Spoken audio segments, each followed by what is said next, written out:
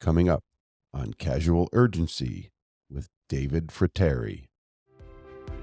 Almost overnight, they're saying, learn the internet, learn how to be a 13-year-old child and go out and identify these predators. I think courts really understood in those early days the dangers of what we were trying to prevent real children.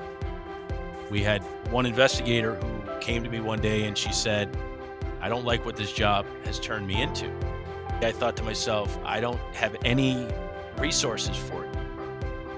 People looked around that table with that mental health professional there and realized that this was a good thing. I'll be the first one to say, we need to come in and we need to work hard. But I'm also the first one to say, listen, it's 4:00. It's time to think about when you get home at the end of the day. I think we're at a point now where mental health and wellness is just more important than ever. Welcome to Harmless the Podcast. I'm your host, Eric Oldenburg, and today I have the rare opportunity of interviewing a current sitting ICAC commander from the state of Ohio, David Frattare. Now, David didn't start his career in the state of Ohio, but I'll let him get into that. David and I are fellow shift instructors with the Innocent Justice Foundation. I really think Dave is one of those rare gems who has the ability to lead from a position of humanity. And the way he has progressed through his career, ultimately becoming the current ICAC commander in Ohio, learning along the way not only how to supervise, but also how to bring in mental health and wellness. So without further ado, I give you Casual Urgency with David Frattare. I am here with my friend Dave Frattare, and Dave is a fellow shift law enforcement instructor with me part-time, but more importantly, he is currently an ICAC commander in the ICAC task force. So Dave, welcome to my podcast. Thank you so much for being here. And I would just like to ask, how did you get into law enforcement? How did you end up where you are today? First of all, thanks for having me on. I'd like to say that I always wanted to be in law enforcement, and that's just not the case. I went to college for a degree in sociology. There was a focus on criminal justice. And when I got out of college, I really didn't know what I wanted to do. I wasn't sure what direction that was going to take. And I happened to get an internship that first summer with the Attorney General's office in the Commonwealth of Pennsylvania. And it was your typical internship. I got to go along with some narcotics raids and got to see what the special agents did in the various investigative units there in Pennsylvania. And then at the end of the summer, they offered me a job. And I tell the story that when they sat me down, they said, we're going to assign you to our narcotics unit.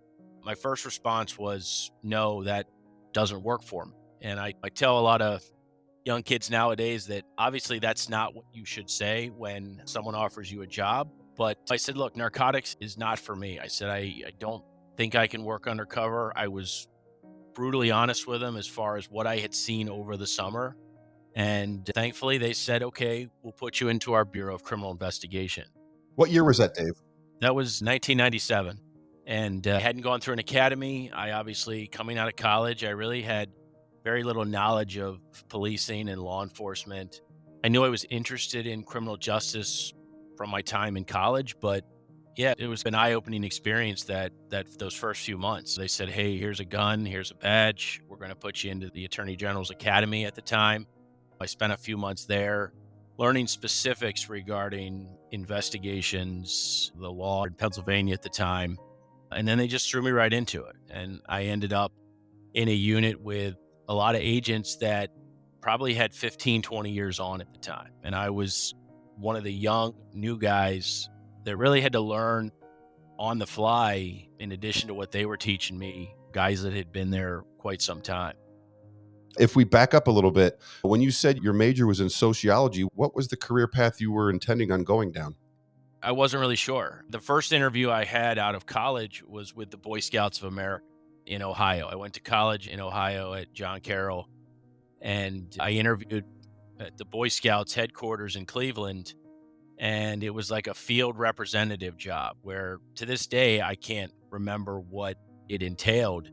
I just knew that it was in Southern Ohio, and I knew nothing about Southern Ohio. And having been an Eagle Scout, it seemed like a good fit, but ultimately I decided not to take it, and I went back to Pennsylvania after my time in college. Now, in the interest of full disclosure, I knew some folks at the Attorney General's office in Pennsylvania. I tell people all the time that it's as important as who you know as what you know.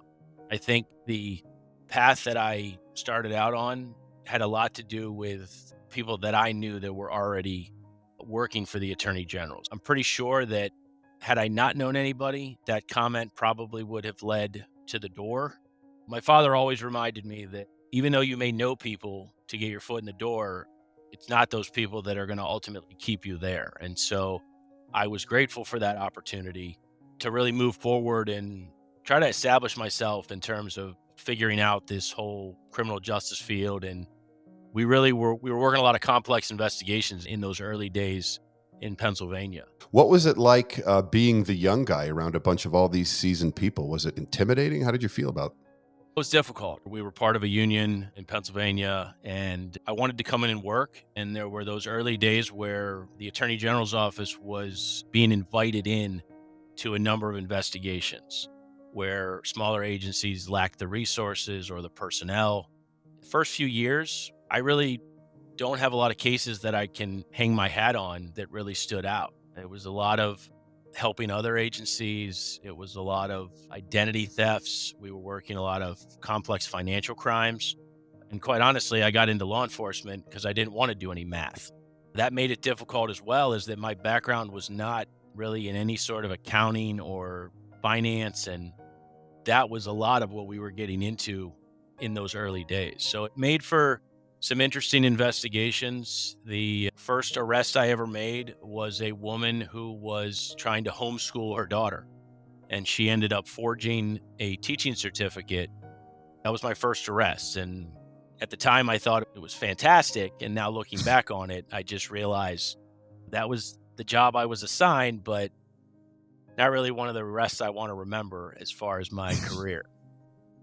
Yeah, that's one of the, yeah, but you're learning, you're young, and law enforcement Right. is absolutely new to you.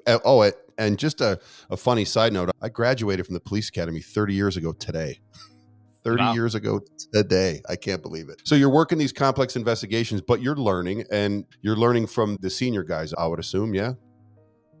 Yeah, they were very helpful. I made a lot of good connections. Thankfully, as a state agency, we had offices all over the state. So I had an opportunity to travel around, meet other agents. We would frequently work with other offices where there were some younger, newer agents. We did a lot with other units within the office. We had environmental crimes, we had insurance fraud. And so we got to work with those agents as well. And a number of them I stayed in contact with throughout my time while I was there in Pennsylvania. And they moved around a little bit. We all had a chance to do some different things to learn from. Did you move around?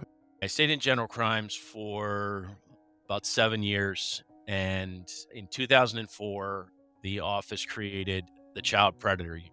And it was back when AOL and Yahoo were the place to be. We were still dealing with some dial up connections, and MySpace was the big social networking site at the time.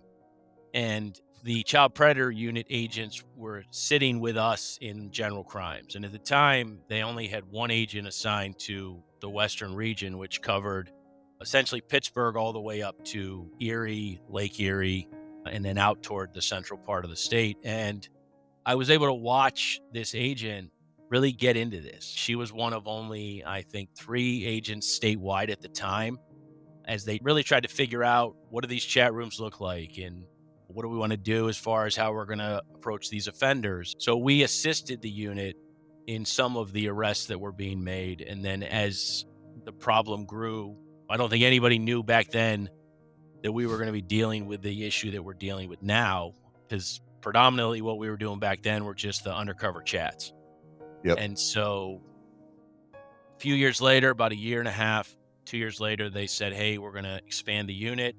Through my assistants, they came to me first and they said, would you be interested in moving from general crimes to this specific unit dealing with child predators? Uh, and again, the second probably thing I shouldn't have said was I said, I don't think that the internet is really going to be where the next frontier of crime is occurring. And I tell people now, boy, was I way off base with that, because at the time we're dealing with one social networking site and some chat rooms. And now also we weren't a part of ICAC in the state of Pennsylvania when I was working there. I knew very little about the ICAC program.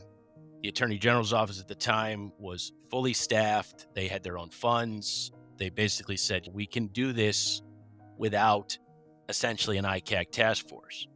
And so I didn't really appreciate all that was out there at the time. ICAC is obviously in 2004, 2005, still in its infancy in a sense. Yep. And we just went at it by ourselves. And so they said, we like what we see in you. We think you have potential, which was great because I really, when I think back on it, I had done a little bit of work with a financial crimes task force. We were working some identity thefts that really didn't deal with the internet at that point. We were still dealing with mail fraud and credit card fraud. And we were going out and we weren't really seizing a lot of electronics. And so almost overnight, they're saying, hey, learn the internet, learn how to be a 13-year-old female child and go out and identify these predators. And I remember day one, this agent that had been in the unit for quite some time, she's like, look, we're just going to go up to this parking lot. I've been talking to this guy. He's going to show up. I'm going to show you how easy it is. And I said to her, I said, there's no way this guy is showing up. And sure enough, we go up there. 5 minutes later, he pulls in. We make the arrest. And I'm essentially hooked at that point. That's really how it got started for us back in those early days. So your bread and butter was the online chatting, basically? That's what you were doing? Yeah, I worked for the Child Predator Unit in Pennsylvania from about 2005 to 2009, end of 2009. My entire assignment was undercover chatting. And I'd get online Wow. around 2:00. I would mimic the kids in school at the time, and I would chat. I think I kept track of it at the end of 2009. I had logged about 1,600 hours online, and it was taxing. And I don't think I realized it in those early years because we were doing a lot of good. We were going out and we were arresting one guy after another. Now, we didn't have cyber tips to deal with. I didn't even know what a cyber tip was back then. We weren't doing peer-to-peer. I didn't learn anything about peer-to-peer until 2009 when I went to Ohio. We were just across the state. We had 3 offices, and every agent was basically doing the undercover chatting. And I arrested, I think, 75 guys during that time period. My co-partner, the agent that was with me, similar numbers for her. And it was nonstop in terms of the guys that we were interacting with, that we were chatting with, and then that we were able to arrest. And we were a little limited back then in terms of some of the things that we did and had access to. I think the pool was a little bigger back then because we were focusing on certain internet sites, certain chat rooms, and that's what everybody was using back. You could go into a chat room and you'd talk to 75 to 100 people, and not all of them obviously would move forward, but you had a lot of interest from people that you then would juggle 10, 15 conversations at any one time. What was the toughest part about doing that for such an extended period of time? I think it was just how needy these offenders are. I think when you're working undercover, obviously it's a lot different than traditional real world undercover work because I'm sitting behind a computer by myself.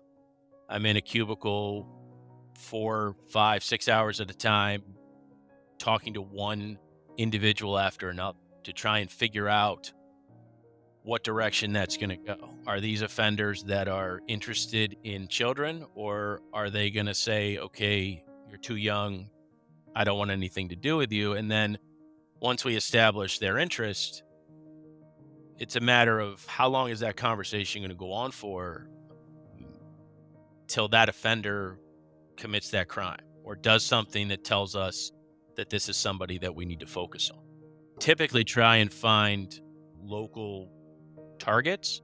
The chat rooms were specific to certain areas back then, and so focus on your state or maybe your region. But every now and then you would get somebody who was in a chat room for, say, Pennsylvania that would ultimately say that they weren't from Pennsylvania. And so I think the dilemma for most investigators, even now, is trying to determine the intent of the offenders that they're talking to.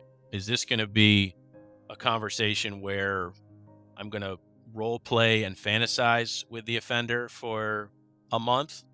Or are they going to express a real interest in a child and then ultimately commit the offense, travel to a physical location to where we can effect an arrest and begin a prosecution? I think I got pretty good at knowing early on which direction the conversation was going to go. You had offenders that would come back time and time again. They established that connection. They wanted that meaningful relationship.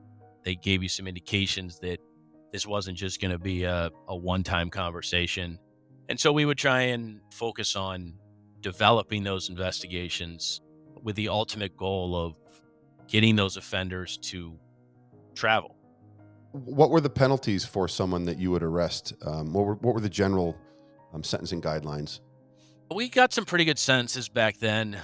Our courts were pretty good in Pennsylvania about sentencing these individuals. We did a lot of work in some of the more rural areas of Western Pennsylvania. And I remember being pleased with some of the sentences that we were getting. Several years in some cases for individuals who had no prior criminal history. This was their first real sex offense. And I think courts there really understood in those early days the dangers of what we were trying to prevent from happening with real children. We had an interesting paradigm in the state of Arizona, and that was the traveling to have sex with a child, basically in the state of Arizona, um, doesn't fall under the dangerous crimes against children sentencing structure. And part of the reason that is because it's not an actual child. Did you ever have any pushback with that, with people saying it wasn't a real person, or I knew it wasn't a real person the whole time, or I knew it was a cop? Yeah, I think when we deal with that now in Ohio, we dealt with that in Pennsylvania. You always had some judges who, or even defense attorneys who would look at it and say, this is just it's a setup, it's a sting. Um, no real children were actually hurt. And obviously, our response to that was simply, if not us, then who? If the defendant is not talking to an undercover with what we know he has said, then chances are that if this were a real child, number one, we wouldn't be having this conversation. And then number two, the response would then be one of trying to identify the real victim and provide resources and get the care that those child victims would then need, because they would have interacted with a real offender and they potentially would have met a real offender. And When this person actually has shown intent to harm a child, right? Given the right set of circumstances, an offender is going to hurt a child. What you were investigating was people that actually had intent and they committed an overt act. And that is exactly correct. If not an undercover, then it's going to be someone's child. I think too that I never really worried much about what the sentence was. And even to this day, when I talk to investigators that are still working in this space and they say this offender should have gotten more time, my response to that is always, we as investigators, we did the job that we were tasked with doing. We identified the offender, we got that offender to travel, or we met enough elements of the crime to where we could go out and make an arrest and start a prosecution. I said, there's a lot we don't have control over. What the judges do, what motions the defense may file, what arguments are ultimately made that leads to an offender getting little to no time whatsoever.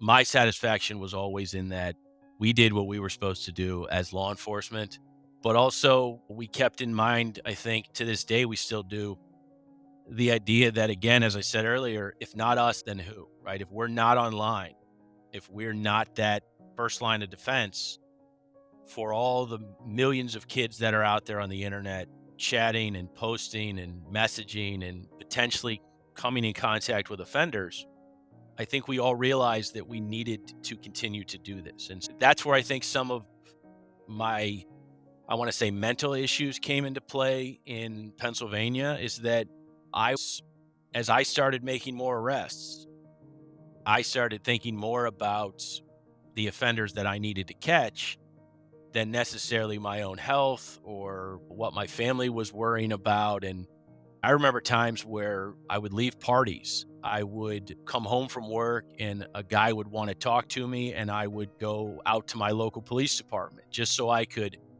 be in an official area where I could chat with an offender. Rather than saying, hey, I'm not available, my first thought was, if I don't talk to this guy tonight, if it waits till the morning, I may lose him.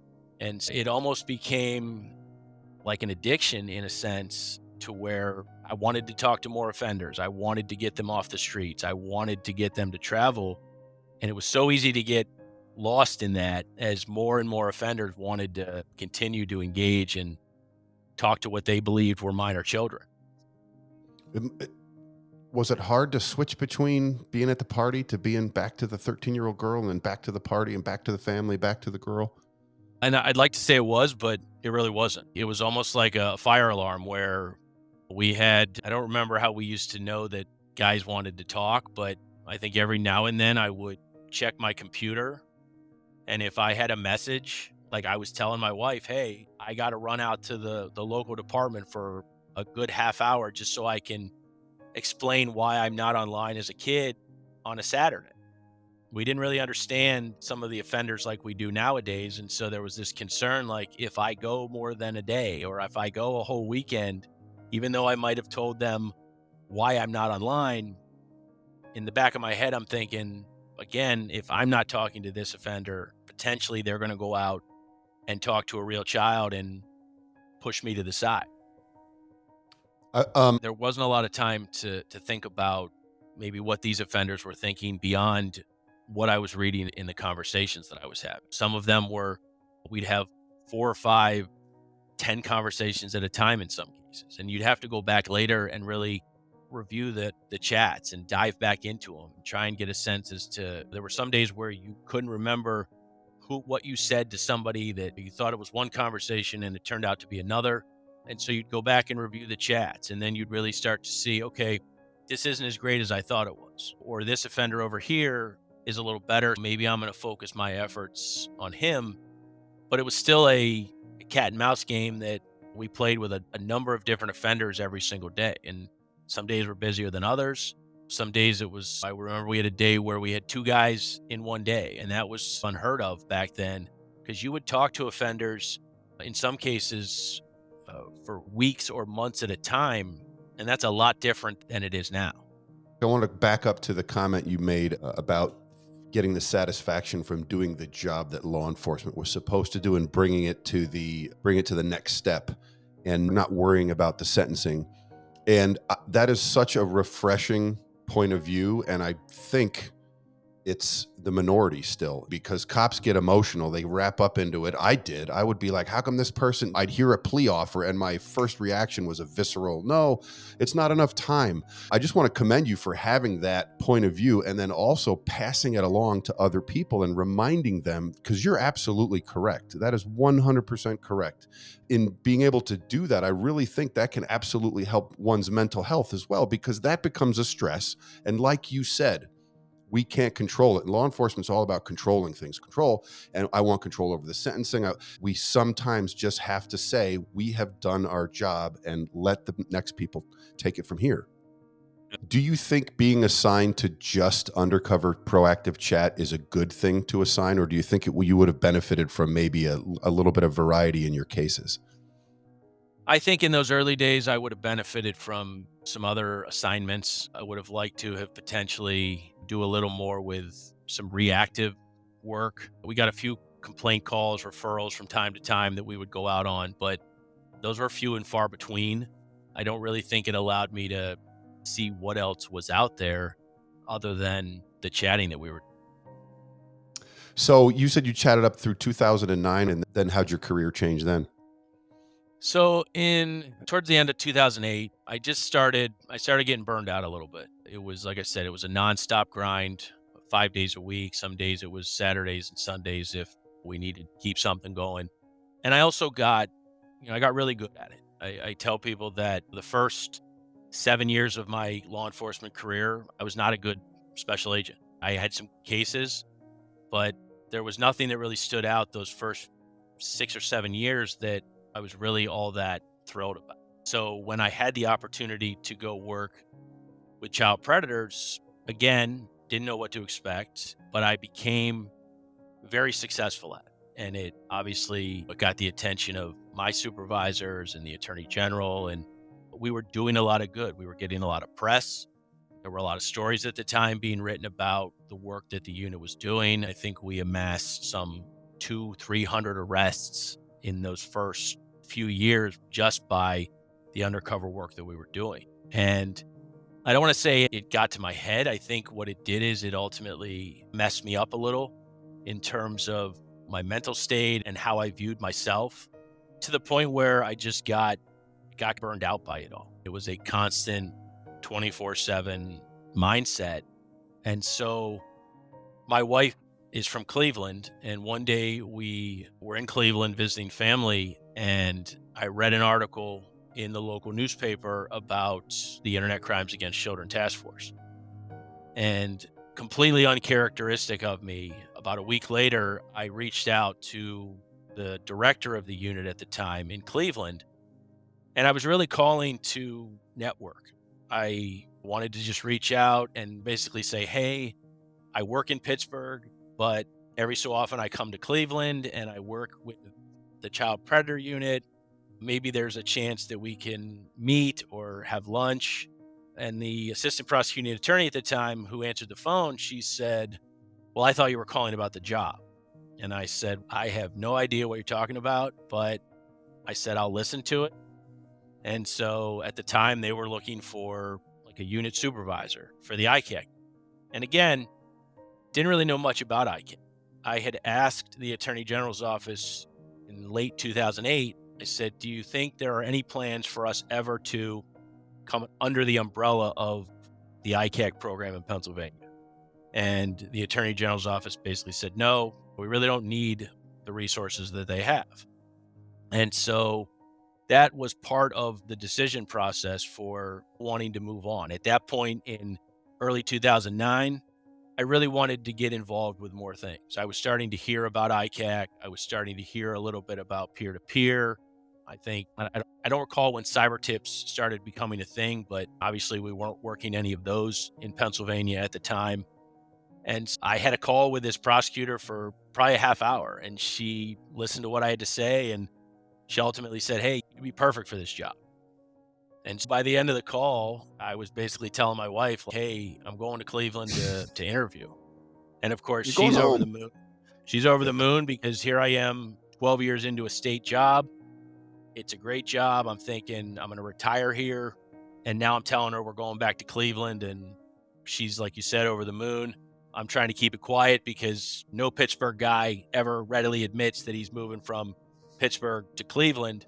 In my head, I'm thinking like, oh, this is not going to go well with my family and my friends. But it really worked out for the best. I drove up there a month later. I interviewed, and I had a job in Ohio with the ICAC task force by October of 2009. Did you have any supervisory experience before you took on that role? I did not. I had none whatsoever. And it's interesting because the job title in 2009 was lead investigator. And the job description was very vague about what the actual supervisory leadership details were. And there was a little bit of confusion in the early days in Ohio of what I was actually doing and who I was supervising. And it was an interesting learning experience to come in with 12 years in law enforcement, but really having never supervised anybody. How did you handle all that? How did it go, basically? I'd like to say I came in and just knocked it out of the park, but That couldn't be further from the truth. It took a long time. It took me probably a good year and a half to really understand what it was to supervise. I did not come in 2009 as the commander. So thankfully, I had a good 4 or 5 years to understand the ICAC environment before I took on the role of commander and started dealing with the grant and the financial and the administrative side of the task force program. But I don't think there's anything that really prepares you for leadership or supervision. You can take classes and you can read books, and I tried to do all of that, but it was really the decisions that I made on the job that first year that taught me how to be a decent leader better than anything. What is your leadership style, would you say, that you've developed? I've only been asked that one time in my entire career. Somebody that we interviewed for a position asked me that one time, and I was a little Oh, taken off guard by it. And I thought to myself, no one's really ever asked me this before, but I like to think of it as what I call casual urgency. I that have found that the folks that I work with, they know how to do this job. They understand what it is, they know the role that they play. I've been very casual in terms of how I approach people ever since we started talking about mental health and wellness in 2014. I've realized how important it is to bring a human side to this ICAC unit. And I'm sure that's not going to work in every single law enforcement agency, but I've always tried to approach people with a casual standpoint, but also having them understand that there is a real urgency to what we need to do. It's worked in some cases, it's not worked in others. I know some people like the hard and fast, tell me what to do, tell me how to do it. But I recognize that people bring a lot of different things to the table. I recognize that it's hard to leave personal life at home and your work life at work. And so we've really tried to create this casual environment that allows people to operate as they see fit within the parameters of our policies and our guidelines, but understanding that there is a serious urgency to what we need to do. I love that you say casual urgency, because you, all the times I've interacted with you, you always have a calm demeanor. I remember supervisors like, it doesn't matter, you bring anything, from my paperwork screwed up to an officer down, and their physical reaction is the same. That can be such a guidepost for people that can tend to get overly emotional, is to have a leader that can keep it together. That's absolutely fabulous. Now, you said 2014 is when mental health started. Is that when it was started to be spoken about there in Ohio, or how did that come into play in your unit? Yeah, that's really when we started taking a serious look at it. When I became ICAC commander in 2014, I obviously had an opportunity to meet the fine folks at the Innocent Justice Foundation. And I sat down with them, and at the time, they were coming to the commanders' meetings and they were talking about mental health and wellness and the SHIFT program and getting their folks and their trainers into Ohio to really talk more about mental health and wellness. And what really stood out to me about that was the fact that, I've gone through two full academies in my entire law enforcement career. In 1997, I went through the Attorney General's Agent Academy. When I came to Ohio in 2009, I had to do about 600 hours of the Ohio Peace Officer Academy because at the time I was not doing any sort of patrol work in Pennsylvania. When I got hired in Ohio, they said, hey, you're a prior law enforcement. You need to go through a very brief refresher course. And then about 2 months into the job, the state of Ohio came to me and they said, whoever told you you only needed 2 weeks was way off base. You need pretty much the entire police academy. And so my first year in Ohio, I spent it alongside two separate academy classes of kids who were coming right out of high school, right out of college, right out of the military that wanted to be police officers. And here I am trying to work a full-time job, go to the academy during the day. And so Wow. the reason I say that is because in neither of those academies was there ever any discussion about mental health and wellness. Certainly not in 1997, and I don't really remember much conversation in 2009 about how we're going to take care of our officers and what we're going to do when they need the help that they're not getting from society. And so to hear Innocent Justice then start to talk about wellness and say, we have a program, we have ICACs that have developed a mental health and wellness policy, was a very eye opening experience because here I am now 5 years into ICAC, and I don't recall any conversations really before that where we were focusing or trying to push forward this idea of mental health and wellness. Before the discussions of mental health awareness came up, did you notice any changes in retrospect in some of the people that you were working with over those years? Oh, absolutely. We had some folks who, and it was really right around the time that we started having these conversations, but our turnover and our turnover was high, morale was low before we started having these conversations about mental health and wellness. We had one investigator who came to me one day and she said, I don't like what this job has turned me into. And it was a brick to the face because immediately I thought to myself, I don't know what to say to you. I don't have any resources for you. We have a employee assistance program that we've had for years, but this was the first time now that someone is saying to me, hey, I have a real problem. And her solution to that was basically to say, here's my 2-week notice. And so that was the Oh, moment where, right around that time, we said, hey, I know we've been talking about mental health and wellness for a little bit now, but we really have to put a formal policy or plan in place. wow. What did you put into place? So it's the beginning now. You're getting educated about mental health and awareness. What did you bring back to your unit at that point? We started simply by sitting down with Innocent Justice, and I'm so thankful for the time that they gave us. I'm also thankful for the commanders that came before me that had put something into place. We worked with New Mexico. The New Mexico ICAC had a great plan already in place. They had a mental health professional that they were working with. Arizona was doing some good things at the time with mental health and wellness, as you well know. And we were working with some other commanders who were just also starting to really dip their foot in the mental health and wellness pool, because I think it was still something that people were a little hesitant to talk about, even back in 2014, 2015. We were able to bring back some policies to Ohio. We brought the shift program one summer into Ohio. We had 40 or 50 of our task force officers, affiliate agencies come in and hear what it was all about. And then from there, we really focused on trying to put pen to paper and develop an actual, we called it more of a training policy than necessarily like a mental health and wellness policy, but it set some pretty basic and simple guidelines for how we were going to approach this. And that was the start of it. Now, I'd like to say that it was immediately implemented and morale increased and turnover decreased, but it took a good year then for us to find the funding for it. Because right around that same time, as I start now writing the grant and having a say in what we're going to spend money on, we had some money to set aside for mental health and wellness. And then, of course, at the last minute, either the funding decreased or we needed something else that was more mission critical.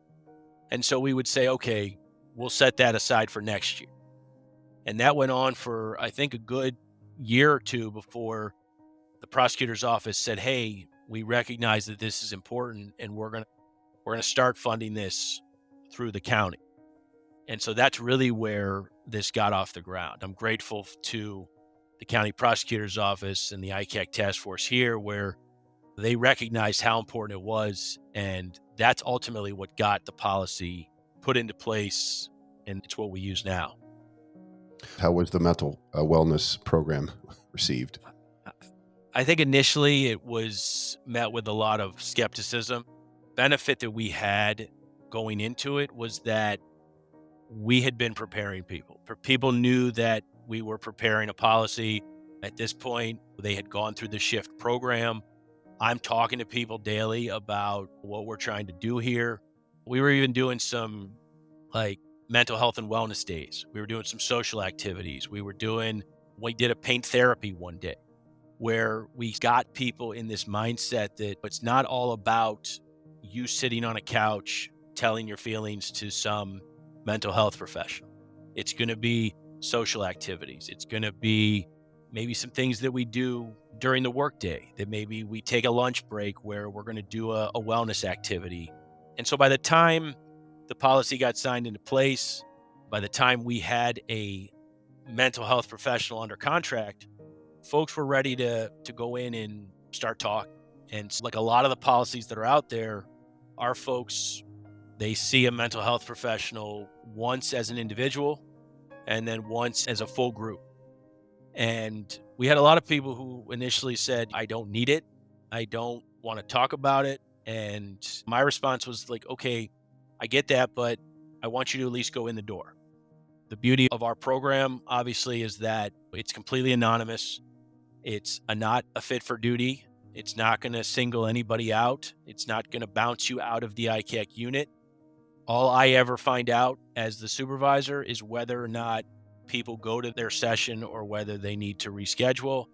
And then my job is to, again, gently urge them to make their session. What they say in there, I have no idea. What was interesting about the group session was that we did all the individual sessions first that first year, and then we had a group session. And again, I had people before the session started say out loud, I'm not going to say anything. I'm going to sit here and I'm not going to say anything. And by the end of that, it was an hour and a half session. Those people did most of the talking. And I think what's beneficial about a group session, right? I like the idea that people can go in and be private and have a one-on-one. But what was most helpful about that group session the first year is that we all realized in a short hour and a half session that we were all dealing with the same things. We all felt the same way. We had the same emotions. We were struggling with the same things. People looked around that table with that mental health professional there and realized that this was a good thing, whether they wanted to publicly admit that or not. And it really opened the door from a unit standpoint for, I think, all of us to come together a little better. It strengthened the unit that first year. We've seen turnover decrease. I'd like to think that morale has increased, and not just because of the policy, but I think we've taught people some techniques. We've worked with Innocent Justice to give them the tools and the techniques that they can use not only daily, but also throughout the week and throughout the year to continue to improve their resiliency. I think that the group thing I love that because I always wondered, is anybody else feeling the same way? And are they feeling the same way I'm feeling? Or am I screwed up? Am I messed up? So getting people in a group, it's getting everybody on the same page. Whether you do a meeting before a search warrant, this is just as important. Let's all get on the same page about mental health. It's all about communication and openness and bringing humanity to it, like you said before. I just think that's absolutely wonderful. I think that's where that idea of this casual urgency comes back into play, is that there's not a single person in our unit right now in the ICAC task force that is not a hard worker. They all understand that there are a lot of cases. There are a lot of forensic exams. There are a lot of cyber tips that we need to go through. And I'll be the first one to say, we need to come in and we need to work hard. But I'm also the first one to say, listen, it's 4:00. It's time to take a break. It's time to do something else for that last half hour. It's time to think about what you're going to do when you get home at the end of the day and not think about that cyber tip or not think about what you need to do when you come into work the next day. If I've learned anything in the 20 plus years of ICAC, it's that this job it's one of the most important and noble jobs that I think anyone can do in law enforcement when we talk about protecting children. But none of that means anything if we're not going to protect ourselves, if we're not going to take care of ourselves and say, you know what, I need to put me first. I need to go home. I need to spend time with my family. I need to say it's okay to really not think about the victims for the time that I'm not at work, or not think about cyber tips, or not think about forensic exams. And it took me a while to realize that. Why do you think it's so hard for cops to not think about me, to not put themselves first? Why do you think that's so difficult, and especially in this field? I think it has to do with this idea that our mission is to protect others. We have for decades, at least from an ICAC standpoint, constantly being reminded about it's the kids, it's the cyber tip liability. They used to tell us, from a computer forensic standpoint, you can't leave victims in the evidence room, right? And what you're really Yeah. saying to your forensic examiner is you have 60 computers back there on this case, and each one has a 2 terabyte hard drive. And that could take you a month or more to get through. Hurry up and do that as quick as possible, because God forbid we have computers that sit back there that have potential victims or material we've never seen before. And I think what that says to an examiner is, okay, I got to stay here till this is done. I have 100,000 more images that I have to get through. But even though it's my kid's birthday, or even though I've got a date with my wife, I'm going to stay here and do that because that's the more noble thing to do. And I can appreciate that as much as the next guy, but I think we're at a point now where mental health and wellness is just, it's more important than ever because the workload is getting more than we can handle and cyber tips are increasing, and we don't have enough people that are dedicated to this. I can speak for myself and say that's forcing me to remind myself daily that I need to go out and be a better me. And in some cases, be selfish and say, I'm taking some time off. I'm doing something for me. I'm going to be a better person when I come back from whatever that break is. It's just fascinating to me because in this field, it just seems that people grind themselves and grind themselves almost more so because of the nobility of the work, if that makes sense, and the urgency, like you said, that there's victims in the evidence room, there's victims that we can't get to because we're spending so much time on these investigations getting through.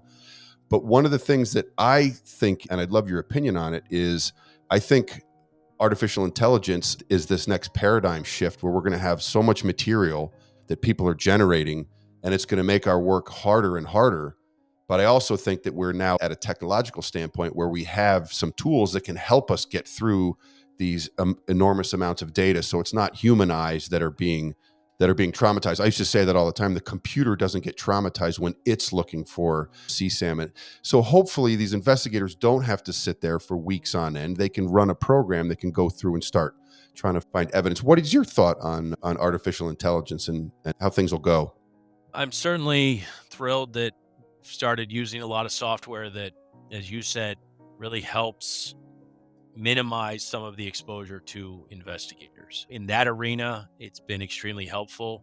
We're constantly trying to impress upon our folks the need to really lean on some of that software and some of those technology advances to where they're not having to look at what they used to. We're struggling with the field work where I don't think necessarily the triage tools have come up to speed with some of the lab tools. And we're trying to think of ways that we can do better in the field, be more efficient in the field, while still trying to limit what our investigators and our examiners are exposed to. Now, that said, we've obviously started only really just talking about AI and some of those concerns. I think for me, the jury's still out on what exactly we're about to see in terms of some of these concerns that we've started talking about at the national level from an artificial intelligence standpoint. So you've successfully implemented a mental health policy for the state of Ohio, your ICAC task force. How did you go from that to becoming, and why did you start working with Shift as a part-time instructor? Those that know me will agree that I'm a guy that can't say no. And I've gotten a little better about that over the years. That's one of the things I've learned the more I work in this mental health and wellness space. But with what the Innocent Justice Foundation did for us in those early days, it was about a year after, maybe it was probably during the implementation of the program. We had Shift come in and teach a session. They cornered me one day at a commander's meeting and they said, "We need a new trainer. We would love to have you come on board." And I think I was enamored with what they did for us from a wellness mental health standpoint that I said yes immediately. And because I really uh, enjoy the outreach side of what ICAC stands for. And so to be able to talk about mental health and wellness as part of for a little offshoot of ICAC, if you will. It's so very rewarding. I love what I do from an ICAC standpoint, but I don't think anything brings me joy as much as going out and talking to officers and first responders and analysts and forensic examiners about mental health and wellness. Because I have said for years now that all of the training that you receive in a police academy is meaningless unless we are teaching mental health and wellness, unless you're learning how to be a better you. Because if you're coming to work, if you're top cop and your skills are A plus and you've got all the great equipment, but you don't know how to take care of yourself, then you're not going to be able to do your job to the best of your abilities. And that's going to affect you, your coworkers, your bosses. So to be able to really lay a foundation, if you will, and I think that's what Shift does a great job of for those folks that we can get to the training, it really gives them the ideas and the tools and the techniques to be able to better focus on themselves and realize that there's help out there to be the best that they can be. 100%. You got to put your oxygen mask on yourself before you can put it on anybody else. It's actually that simple. It's difficult to implement, but it's that simple. What would you say to a newly assigned ICAC commander who doesn't have a mental health wellness program in place or doesn't see that it should be in the budget? I think the most important thing is don't overthink it. One of the things that we did when we established a formal policy, which obviously required some funding to be able to bring in a mental health professional, was also say, and I said this to my command staff, I said, I need to be able to think outside the box a little. And what I meant by that simply was I wanted to have a little fun. I wanted to be able to take folks out of the day, the work day, for an hour to be able to do something while we were still on work time. Okay. And I said, that's it. All I want to do is just give me a little latitude to be able to rewrite how we've done things in the past and to be able to do like a quick training or a social session during lunchtime or to leave a half hour early to get people to some event or to do something in the office that was creative. We have a space in our new office where it's a wellness room, and it took no money whatsoever. We got some things donated. Some of our folks donated some stuff they had at home. We moved some furniture around where people can go in there for 5 or 10 minutes. They can cognitively reset themselves with the essential oils, the blankets, the fidget toys, and then come out a better person. That would have been unheard of in the past, to say you want to take a whole room in an office that could be an office or could be a conference room and turn it into a room where people can hang out. But just by thinking a little differently, we were able to make that happen. I talk at the shift classes too about the power of the Nerf gun, right? I learned from a young child who passed away in my church from cancer, who was a huge fan of Nerf. And we one day at the church had a Nerf battle where, and this kid lit up. He loved Nerf, and so it impressed upon me one day the reality that when you shoot somebody with a Nerf gun, like, usually they're laughing about it. Usually they're surprised by it. I went out and bought Nerf guns for everybody in the office. And every so often, we'll have a battle. We'll have a quick 2 or 3 minute battle, and then we'll just go back to work. Nothing happened. And there's Nerf bullets all over the office, and somebody gets ambushed usually. But it's simple things like that. I don't need funding for that. I can go out and pick up a few Nerf guns, and we can find some things around the office that just lighten the mood for 5 or 10 minutes at a time. When you went to your command staff and said, I need to be able to think outside the box, what was their reaction, or how did they respond? They were open to it. It really was a small part of the policy. Obviously, I'm not saying, hey, we're going to take a cruise on work time to the Bahamas, or we're going to take a whole day and completely blow off work. Obviously, everything within reason. But some of the things that we've been able to do on work time really keep us in the office, but allow us to focus for a brief time where we would normally be having lunch or we would normally be taking a break. We do some holiday themed events. We do some potlucks where we can come together and we can make it a training. where we're still learning, but it's not in the same environment that it would be if we were all sitting at a desk and staring at a PowerPoint. What would you say to a commander who says, why do these guys get to do this? Why do they get to have this special time off? What's your response to that? I think I recognize that almost every unit in law enforcement has some stressors. They have some things that make them unique. And I've said for years that CAC, and I may be a little biased, but I think ICAC is a different animal in and of itself, with what we have to deal with, the amount of work that we have, with material that we are exposed to. I can agree that police officers are exposed to vicarious trauma all day. I don't know if they're exposed to it on the level that we are in an ICAC unit, where you have an examiner who for 8 hours a day is looking for and looking at child sexual abuse material. You have an undercover investigator who for 6 of their 8 hours, they are communicating with offenders who want to prey on children. If I can give my folks that 10-minute break or give them something to take their mind off of the work that they're doing for just a brief period of time, I think that's acceptable. I would certainly say to those other folks, hey, we'd love to have you, but obviously it's not for everybody. I've so often heard that from units that are trying to implement a wellness program, that all the other units start complaining and of obviously how cops are. Why? How come we don't get that? How come we don't get the special treatment? But I could not agree with you more. So these people are swimming in the waters day in and day out, and that's different. That is absolutely different than having a desk with a couple different investigations, some white collar stuff over here, auto theft, whatever you're doing.